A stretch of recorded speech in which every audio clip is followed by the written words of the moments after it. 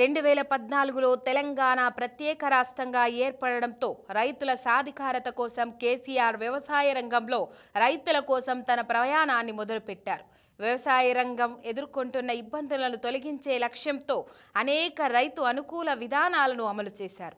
వ్యవసాయ రంగంలో ముఖ్యమంత్రి కేసీఆర్ దూరదృష్టితో కూడిన కార్యక్రమాలు తెలంగాణ గ్రామీణ స్థితిగతులను మార్చుతూ వ్యవసాయ రంగంలో ఉద్యోగ, ఉపాధి, ఫుడ్ ప్రాసెసింగ్ లాంటి పారిశ్రామిక అవకాశాలు కల్పిస్తూ గ్రామీణ ఆర్థికంతో పాటు తెలంగాణ రాష్ట్ర ఆర్థిక రూపురేఖలు మార్చడానికి దోహదపడింది.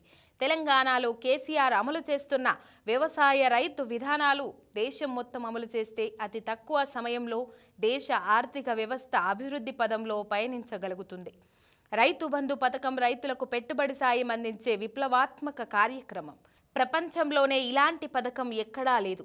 ఈ పథకం కింద విత్తనాలు, ఎరువులు, పురుగుల మందుల వంటి వ్యవసాయ పెట్టుబడి ఖర్చులను భరించడానికి రైతులకు ప్రభుత్వం ఆర్థిక సాయం అందిస్తుంది. ఈ పథకం పంట ఉత్పత్తిని పెంచడమే కాదు, పంట పనితీరుతో సంబంధం లేకుండా రైతులకు స్థిరమైన ఆదాయాన్ని అందేలా చేస్తున్నది. కేసీఆర్ గొప్ప ఆలోచనల్లోంచి పుట్టిన మరో బృహత్తర పథకం రైతు బీమా. రైతుకు అకాల మరణం సంభవించినప్పుడు ఆయన కుటుంబానికి ఆర్థిక భద్రతను కలిగించే రైతు బీమా కార్యక్రమం రైతుకు భరోసాను కల్పించింది. ఈ పథకం కూడా ప్రపంచంలో ఎక్కడా లేదు. ఈ పథకంతో ఉచిత బీమా రైతులకు ఎనలేని భరోసాను కల్పించింది.